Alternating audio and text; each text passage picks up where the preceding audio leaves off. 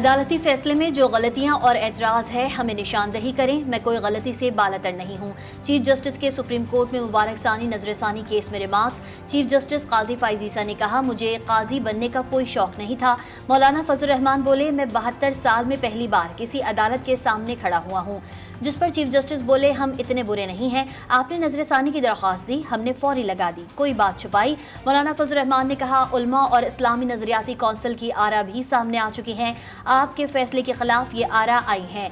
कादियानी पूरी मुस्लिम उम्मत को गैर मुस्लिम कहते हैं। मुफ्ती तकी उस्मानी ने फैसले की 2 शिकों को हज़फ करने का मुतालबा कर दिया। मुबारक सानी केस से मुतालिक सोशल मीडिया पोस्ट पर सीनियर सहाफ़ी और तज़कियाकार औरिया मकबूल जान लाहौर से गिरफ्तार। FIA साइबर क्राइम विंग ने अदालत में पेश किया। लाहौर की जिला कचहरी ने 4 रोज़ा जिस्मानी रिमांड मंजूर कर लिया। कानून की अलमबरदारी के लिए, इंतशार से बचने के लिए आज हम अपना जलसा तरनोल पे मुलतवी करने के साथ साथ खान साहब ने यह हुक्म दिया है, पाकिस्तान के हर छोटे बड़े शहर के अंदर कानून और आईन की सरबलंदी के लिए जलसे शुरू करें। तहरीक इंसाफ ने आज इस्लामाबाद में होने वाला जलसा मुलतवी कर दिया। आजम स्वाति का ऐलान चेयरमैन PTI बैरिस्टर गौहर ने भी तस्दीक कर दी। कहते हैं, जलसा बानी PTI की हिदायत पर मुलतवी किया गया। जलसा 8 सितंबर को इस्लामाबाद में होगा। इस्लामाबाद इंतजामिया ने 8 सितंबर को जलसा करने की इजाज़त दे दी। 40 हिदायत के साथ नोटिफिकेशन जारी। आज जलसे का NOC मजहबी जमातों के एहतजाज की वजह से मनसूख किया गया। 8 सितंबर को इंतजामिया जलसे को सिक्योरिटी फराहम करेगी। लोग शाम 4 बजे इकट्ठे होंगे और 7 बजे जलसा खत्म करेंगे। तहरीक तहफ़्फ़ुज़ आईन पाकिस्तान के रहनुमाओं का तरनौल में PTI जलसे के मकाम का दौरा। मीडिया से गुफ्तगू में महमूद खान अचकज़ई बोले, जो आइन और शरीयत को नहीं मानता वो पाकिस्तानी नहीं। आइन हमें जलसा जुलूस करने की इजाज़त देता है। खुदा को माने, मुल्क पर रहम करें, किसी कानून के तहत चलें। अल्लामा राजा नासिर अब्बास बोले, तरनौल में कारकुनों पर फायरिंग की गई, मोबाइल फ़ोन्स छीन लिए गए। ये बदमाशों की हुकूमत है। हमारे अलाइंस का नाम तहरीक तहफ़्फ़ुज़ पाकिस्तान है।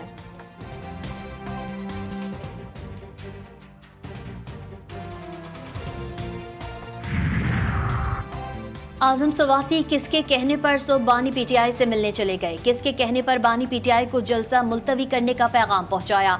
अलीमा खान का सख्त रद्द अमल। कहती हैं, कारकुनान का सामना करने की हिम्मत नहीं थी तो बानी तहरीक इंसाफ से फैसला करवा दिया। मौजूदा लीडरशिप का इरादा ही नहीं है कि बानी तहरीक इंसाफ को बाहर निकाले। ये फैसले खुद करते हैं और नाम बानी तहरीक इंसाफ का लगा देते हैं।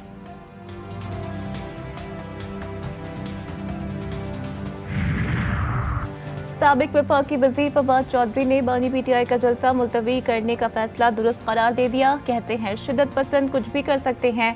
इस इंतशार का इल्ज़ाम तहरीक इंसाफ पर आना था। शिद्दत पसंदों की मुहिम खतरनाक होती जा रही है।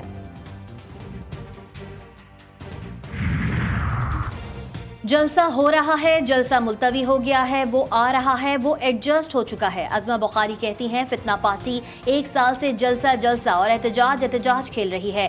तामीरी सियासत, तनकीद बराए इस्लाह जैसी जमहूरी रिवायात से इनका कोई ताल्लुक नहीं। 9 मई की नाकाम बगावत के एक एक किरदार को कटहरे में खड़े करने का वक्त आ गया है।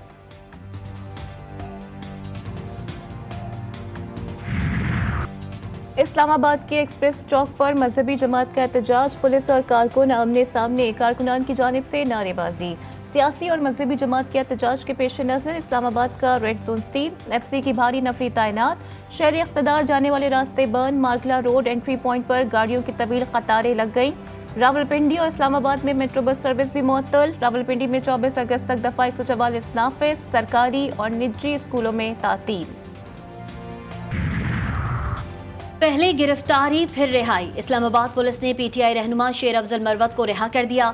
पुलिस के मुताबिक शेर अफजल मरवत को पूछगछ के लिए रोका गया था। पूछगछ के बाद शेर अफजल मरवत को रवाना किया गया।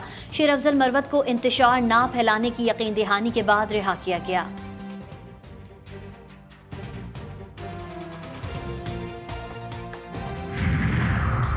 Army chief general Asim Munir से हार्वर्ड बिजनेस स्कूल के तलबा की मुलाकात। 44 रुकनी वफ़द में 9 ममालिक के तलबा शामिल थे। पाकिस्तान के मुख्तलिफ उमूर पर सैर हासिल गुफ्तगू।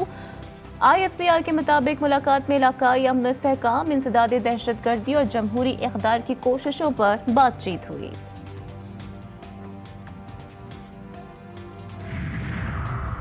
वजीर आजम शहबाज शरीफ ने बोनराज को जदीद तकनीकों से मालियाती लेन देन को फरोग देने के लिए अहम कदम करार दे दिया। कहते हैं बोनराज पाकिस्तान का पहला क्रॉस बॉर्डर कौम की मुंतकली का निज़ाम है। मंसूबे से पाकिस्तान और अरब ममालिक में रकूम की मुंतकली शफाफ और मौसर अंदाज में हो सकेगी। अवाम को सहूलत और कारोबार फरोग पाएगा। मंसूबे से पाकिस्तान का कौम की डिजिटल मुंतकली का बुनियादी ढांचा मजबूत होगा। हवाला हुंडी का खात्मा होगा।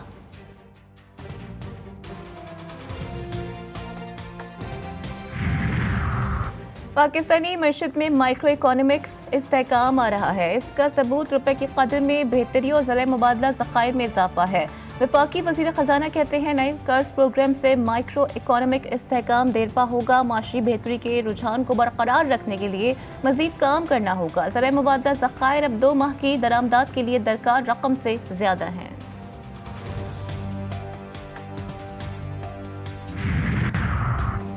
डिजिटल दौर में प्रोपेगेंडा ज्यादा जल्दी फैलता है। वफाकी वजीर इत्तलात अता तारड़ का नौजवानों से खिताब। कहते हैं नौजवान मिलकर फैसला करें कि मुल्क की तकदीर बदलनी है। मुल्क में टैलेंट बहुत कम है, इसको उभारने की देर है। काम करना बहुत मुश्किल और बात करना बहुत आसान है।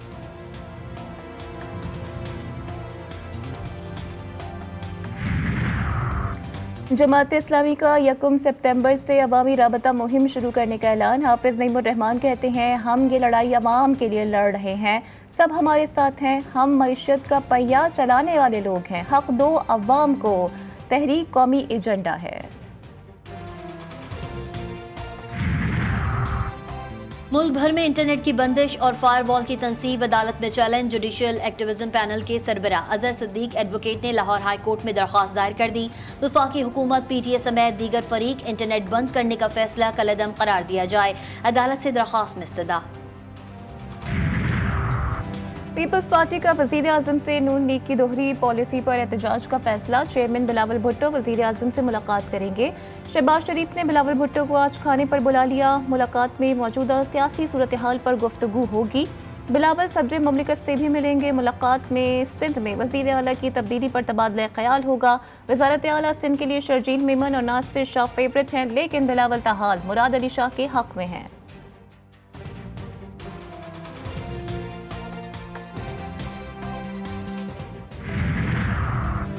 IG सिंध गुलाम नबी मेमन की सिंध हाई कोर्ट आमद। तौहीन अदालत की दरख्वास्त पर हलफनामा जमा करा दिया। मीडिया से गुफ्तगू में बोले मीडिया नताशा केस को बहुत ज़्यादा मॉनिटर कर रहा है। जो शवाहिद जमा किए हैं वो अदालत में पेश किए हैं। अगर कोई दबाव होता तो पुलिस का रवैया तब्दील होता। पुलिस ने प्रोफेशनली इस केस को हैंडल किया है। जिस तरह की बातें या अफवाहें चल रही हैं ऐसा कुछ नहीं है। पुलिस को हर केस को अच्छे और प्रोफेशनल तरीके से हैंडल करना चाहिए। मुल्ज़िमान को पेश करने का कोई प्रोटोकॉल नहीं होता।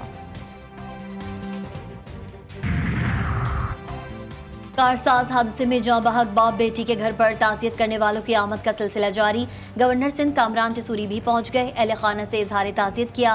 कामरान टिसूरी ने कहा हमारी अदालतों में इंसाफ का हुसूल मुश्किल हो गया है।